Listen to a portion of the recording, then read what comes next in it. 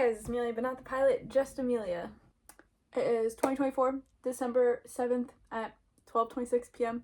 and this is the 5th year of me doing that Billie Eilish style interview thing with myself. I don't know how I'm gonna edit this. That's gonna be a nightmare because 4 fits in squares very easily, 5 does not. Today is December 7th, 2020. Today's December 7th, 2021. Today is December 7th, 2022. Today is December 7th, 2023. December 7th, 2024. It's probably the New Moon album from Twilight. I've been listening to it a lot recently. Currently, I've been listening to Lemon Boy. I'm also listening to Tick Tick Boom soundtrack a lot, and Fleet Foxes, apparently, because Spotify Wrapped just came out and it told me that I am in the top 0.05% of listeners for Fleet Foxes. I've been studying a lot, so I'm mostly listening to Bag End from the Hobbit, Lord of the Rings soundtrack. I also really like the album, I think it's called Dear Amelia, and it's this like indie artist that while I was working in New York City, I happened to see a poster that said Dear Amelia on the street one day, and so I looked it up, and the album is great. And I'm just really excited because I've never had a song that had my name in it, and there's a whole album for me now. Immaculate. Mostly the new Hosier album. So I'm in his like top 0.05% listeners or something like that. I also, in my top 5 from Spotify this year, is the Pirates of the Caribbean song. Specifically Jack Sparrow. I would also say Rosalind is always up there in my top songs, just the entire New Moon and Twilight soundtracks. Wicked Part 1 has just come out. It's non-stop stuck in my head, sort of driving me nuts. Besides that, I got 2 genres going on basically this year. Spotify named it Pink Pilates Sunday Brunch or something like that, which sounds like a slur to be quite honest, which is Sabrina Carpenter's entire album, Chaperone's entire album, Brat by Charlie XCX, Doechie's new album, so that vibe. And then my other vibe, as Spotify would put it, I think would be like country grandpa woodsy folklore or something like that, which I would say is like Fleetwood Mac, Fleet Foxes, Death Cab for Cutie type of, like, sort of guitar chill that you would listen to in the woods. That's my vibe. That's what's happening. Grishaverse trilogy series by Leigh Bardugo. That was so good. I'm like so pumped about that one. And I also really like the trilogy that's called A Darker Shade of Magic by V.E. Schwab. I would say Addie LaRue, which was one of the first books that I read this year. So good. I think this is like my new all-time favorite book. I also really loved Piranesi. I also really loved If We Were Villains. So good. I have read 150 books. I'm still going. My top books for this year was like Hot Heartstopper and all of those Alice Oseman books. I also really liked 7 Husbands of Evelyn Hugo, Starless Sea, and Gallant. I did just finish the new V.E. Schwab book. I loved that. It's called Fragile Threads of Power. There's a new Percy Jackson book this year. I loved that. Oh, I started reading Olivia Blake books this year, so I've read Alone with You in the Ether, Master of Death, and One for My Enemy, and those were all really good. I liked those ones a lot. I really loved Lives of Puppets. That's T.J. Klune's new book. I really loved Yellowface, which is a standalone book by R.F. Kuang. I also read this duology called Anatomy and Immortality, I think, by Dana Schwartz, which was set in like 1800s Edinburgh, and I loved it. It's like a little romance about a girl who wants to be a doctor, but she is a woman, and she is in like a high family or whatever, like a royal-ish family, and this guy who is a grave robber. So that's where she gets cadavers to practice on. My favorite books this year were the Atlas 6 trilogy by Olivia Blake and the Once Upon a Broken Heart / whatever her other series is called, trilogy series, by Stephanie Garber. They're very like Disney fantasy little rom-coms, and they were really fun, and I liked both of those. I also really loved the Divine Rivals duology by Rebecca Ross. I don't really really watch TV, but I guess my favorite show is Crash Landing Into You. I didn't watch a lot of TV this year, to be quite honest, but I did really enjoy The Great on Hulu and also What We Do in the Shadows on Hulu. I still don't really watch TV. I would say What We Do in the Shadows, 10 out of 10. Love that show. And I am currently watching Vampire Diaries, but it's not good.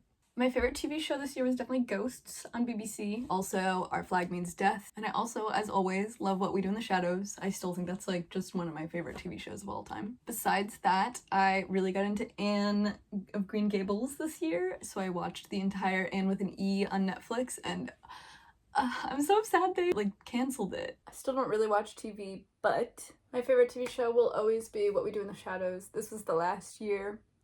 The last season, and it was so good. I don't understand how that show continues to be like so insane every episode. Like, you never know what the writers are gonna do, and I love it. It's so fun. My favorite movie is and will always be Airplane. I love that movie so much. But close seconds and thirds, everything Studio Ghibli, but specifically Spirited Away and Howl's Moving Castle, all the Harry Potter films, and Twilight and New Moon. Not the rest of the series, we don't like them. French Dispatch was so good. I still love Airplane, but my favorite movie this year was French Dispatch. I literally can't remember a movie that I saw this year. Twilight? My favorite movie this year, well, Barbie did come out. That movie was immaculate.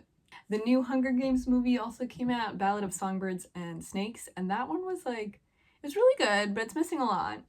Oh, the new Spider-Verse movie came out, and that was also spectacular. However, I didn't realize it was a part 1, so it's not like a complete arc of a movie, and I was a little upset about that. I got a Letterboxd this year, so that was problematic for me, which is like a movie tracker app / website, and now I've become obsessed with tracking every movie I've ever watched. This year I've watched about 100 movies, which is pretty exciting. I didn't have a goal set out, but I was trying to watch like at least one movie a month, which I did, way more than that. My favorite movie of the year, I guess I would say, the Wicked movie was really good. I also watched a ton of like 80s movies that I've never seen before. So I really liked Stand By Me, When Harry Met Sally. Lisa Frankenstein was really good. That just came out. I'd never seen Jennifer's Body before. That was really good. I also loved The Craft. That's a good movie. And Ever After was really fun. I've never seen that. And Nimona. I read that and watched it this year, and that was really good. I liked that.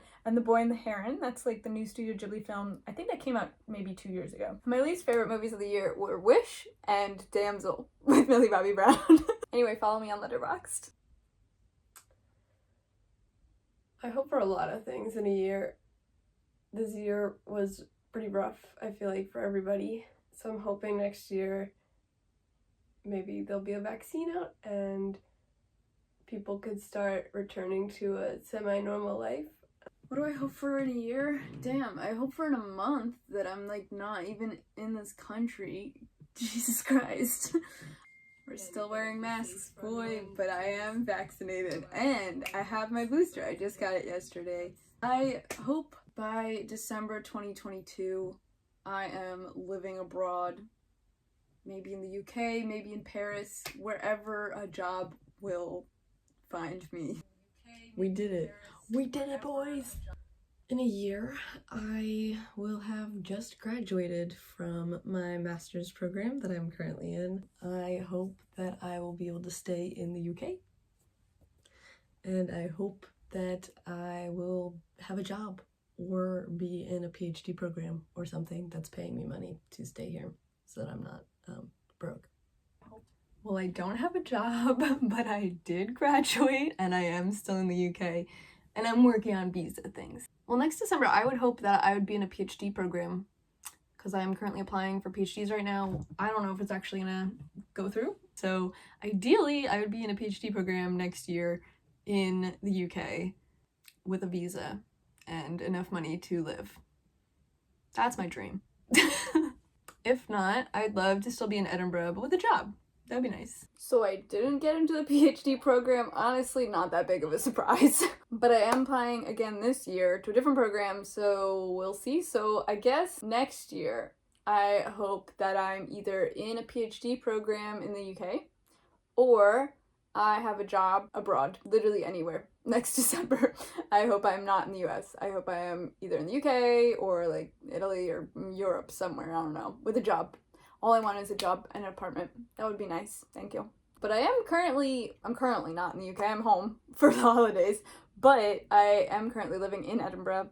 I do not currently have a job, so that sucks. But I had a job.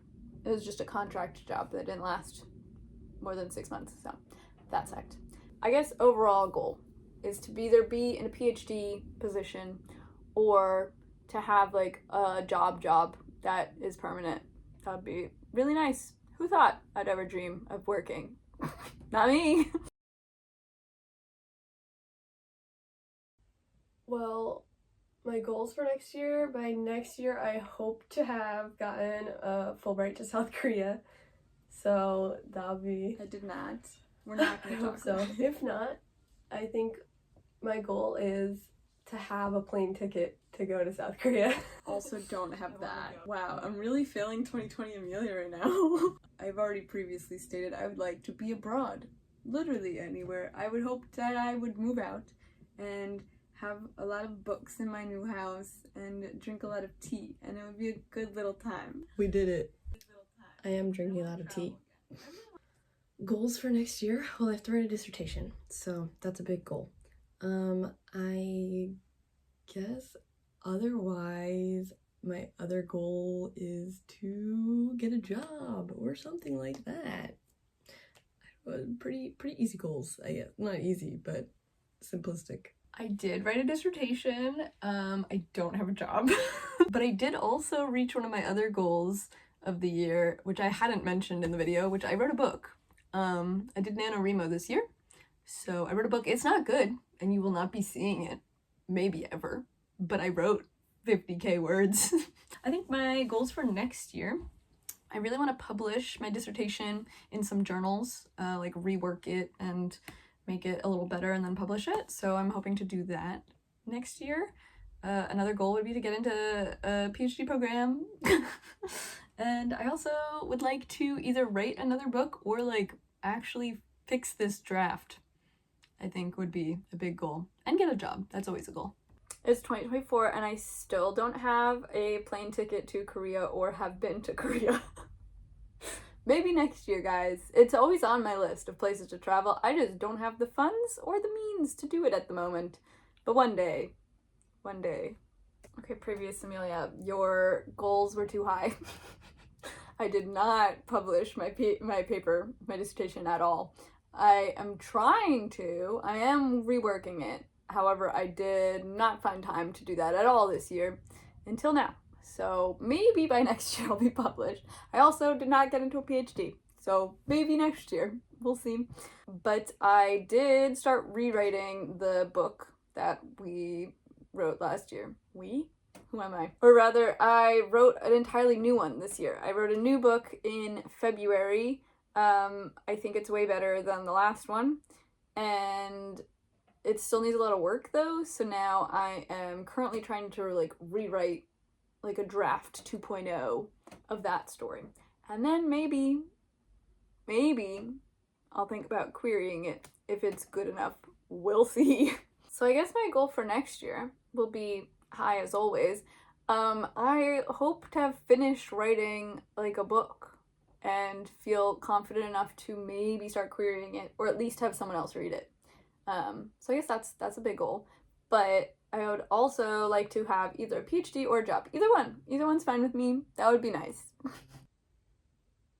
I wish I accomplished a better portfolio. And I wish I accomplished more like illustration. I really like doing illustration and I rarely do it. It makes me really sad. I still have the same portfolio. I'm still not getting hired. Nice. I wish this year that I accomplished moving out. As you could see, I've made it out of the house, which was a big goal of last year's video, which you'll see.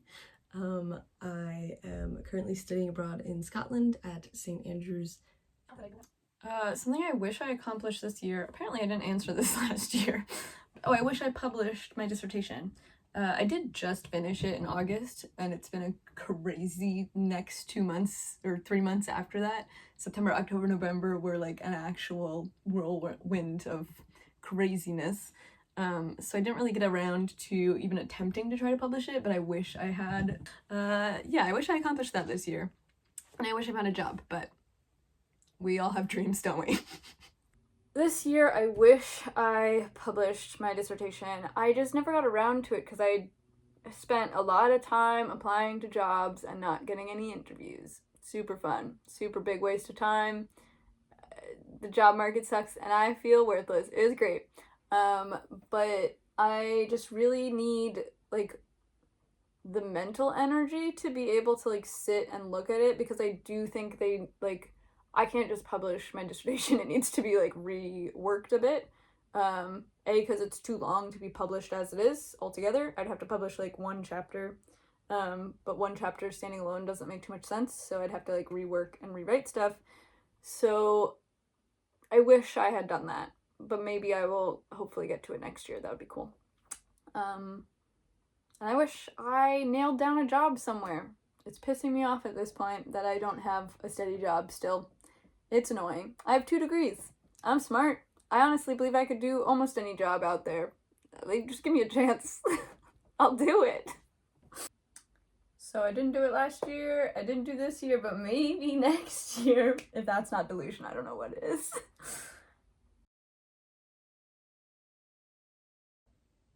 One thing I have now that I didn't have last year, I have a job and a degree. I think that's something so cool. I graduated university this year, so I have a BFA, Bachelor in Fine Art. This is the part that's making me a little more sad. What did I have this year that I didn't have last year? I have more plants. I got this one. I got him because he looks like a mandrake from Harry Potter, right? Isn't he cute? Out of the country, and that was one of my big goals. And now living at home, and I have a purpose in life again, so that's fun. I have a degree. I have another degree. I am now a Master of Letters. Please refer to me as such. And I have a flat in Edinburgh, which is pretty nice. I hope I get to stay here. This year, I still have a visa, I guess. I applied for and received a visa in January, so that's cool. So I'm good to stay in the UK for the next couple years, which is great. The only problem is I need a job to fund my living expenses and rent.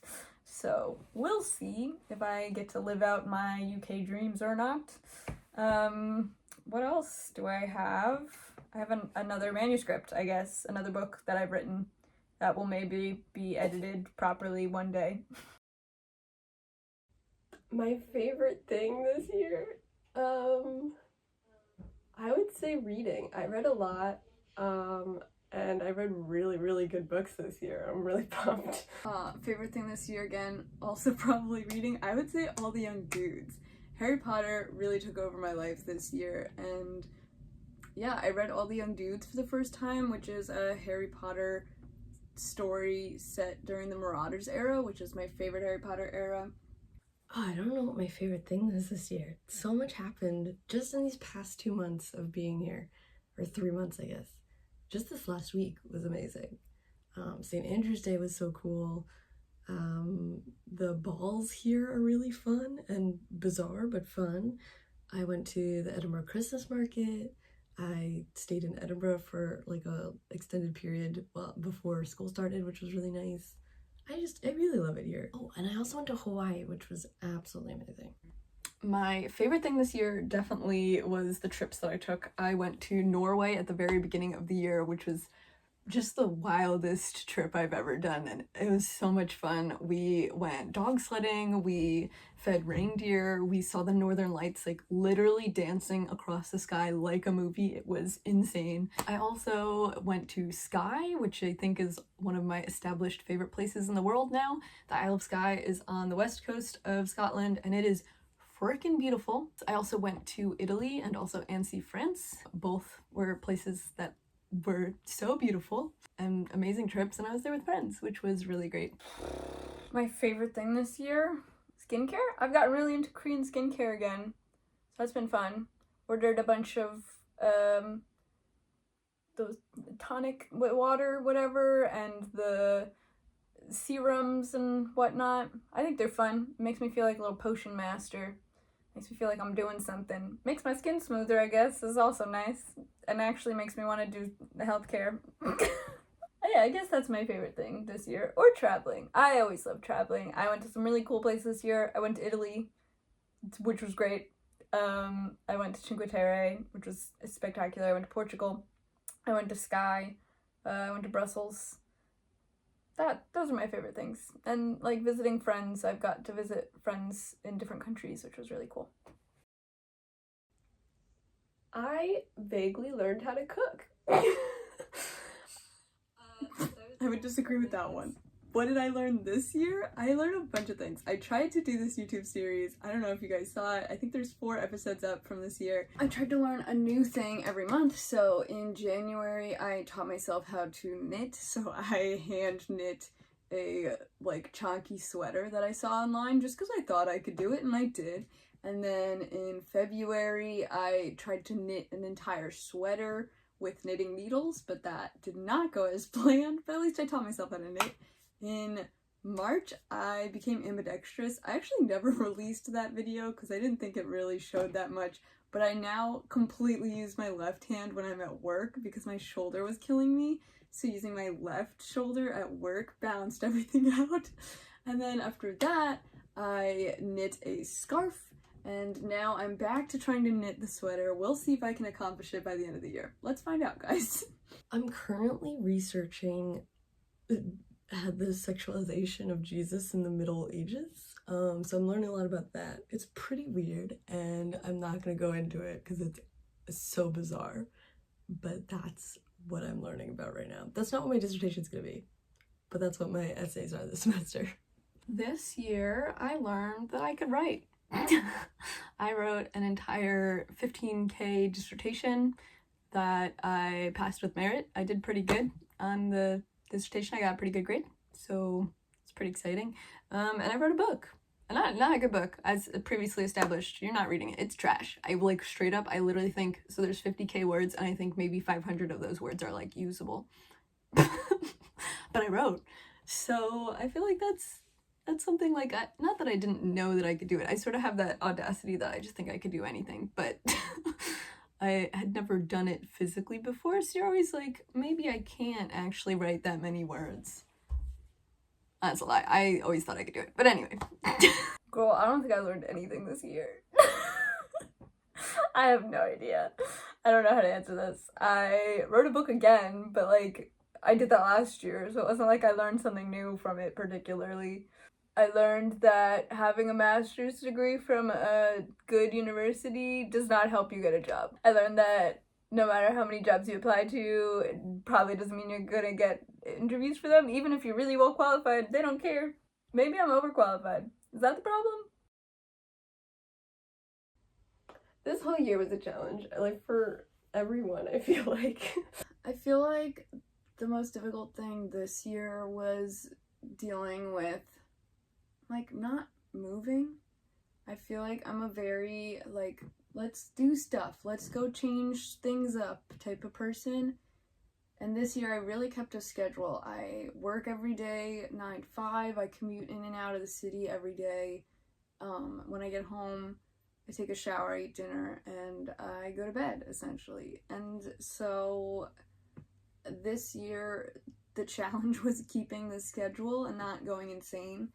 I am so grateful anytime I have a day off that it's ridiculous and I don't want to work anymore. And I can't believe we have to do this for 40 more years. I think there's something wrong with society. And now I'm spiraling again. Most challenging part of this year was the beginning, boys. I didn't know I was getting out of America until June. And then all of a sudden everything was happening really fast. But the beginning first half of this year was pretty rough. I was like, we're still here. I'm still stuck. This sucks. But then I went to Hawaii and I got into grad school and then I moved and everything's been great since. So it changes real fast, guys. It really does. I think I applied to grad school and got in within a week, which was bizarre. The most challenging part of this year was definitely now. I would say November to December were literally hell. Not every day, but they're and October, I guess. So just to catch you up on what's going on, internet 7 people that watch this video every year. So I graduated in August. I went home for about a month and then I went on a trip to Sicily and then France. And then I came back to Scotland and boots on the ground. I was out there looking for a job and looking for a flat at the exact same time, which is a nightmare. I honestly don't recommend anyone ever doing this. But I made it, I guess. I survived. I found a flat within 10 days. Moved in within like 15, I want to say. It just worked out. Honestly, I found it through a friend of a friend. I did not find it through any of those website things. All of the room share website stuff did not work. Everyone I went to was the sketchiest place I've ever seen. So I found this really lovely place, honestly a blessing, through a friend of a friend, and so I've been living here for the past 2 months, but then I'm just unemployed, and honestly, I'm not gonna lie, I suit being unemployed because I love just hanging out and reading books and drinking tea and going to the beach and whatnot, but also, like, I need money so I can pay for food and rent, so capitalism wins again, baby. The most challenging part of the year was applying to over 200 job applications. Every time I apply to a job, I feel like I'm giving away part of my soul. Why do they make me beg? They're like, why do you want this? And I'm like, because I want to be paid. Why do you think? I'd also say the culmination of November this year really sucked with the election year for the US, which was not fun. And then the fact that I was realizing that I'm running out of money to stay in the UK, so that I had a little bit of a crisis, decided that I'm moving everything that I've owned in the UK home to New Jersey, and then realizing, no, I'm going back to the UK. Something I'll remember for the rest of my life this year is so iconic. Something that I'll remember for the rest of my life. I went to the Harry Styles concert with my best friend. That was super fun. We drove back at like 2 a.m. Hawaii was absolutely amazing. I went to the Big Island and also Maui, and gosh, I want to go back so bad. I'm also literally never going to forget St. Andrews. Every second year is amazing. Something I'll remember for the rest of my life, previously stated, Norway, also Sky, also all the friends I made this past year. This is like, honestly, coming to St. Andrews was one of the best decisions of my life. I made so many friends here that I hope I get to talk to forever. I worked at a medieval castle this summer. I will remember that experience for the rest of my life. It was very cool, very spooky, very fun, but also very weird all at the same time. And my coworkers were great, but also just like the biggest cast of characters I've ever met. Like, I literally felt like I was on the set of Parks and Rec or The Office or something. Like, every day was completely absurd happenings. I would also say Italy. That Italy trip was spectacular. Cinque Terre is absurdly beautiful, and it was just really, really nice. I stayed in a really nice hostel. It was like surprisingly nice. I like had a great day every day. It was beautiful, eating the best food, just wandering around, drinking and eating pasta. It was great. And going for swims. It was so good. A weird aspiration, I guess. Well, currently I'm trying to read 100 books this year. I'm like almost there. I'm like 80 something, so I don't know if it's gonna happen. But I guess for next year, my weird aspiration is to read 50 books, because 100 is just too many. Well, girly, guess what? We did it again. I'm currently at 115 books read this year, which is a little crazy. Don't recommend, but also I'm getting a lot of books. There's so many books that I want to read. My aspirational goal for next year is that I complete another knitting project. Weird aspiration? A PhD? Is that weird? I feel like weird is such a strange topic.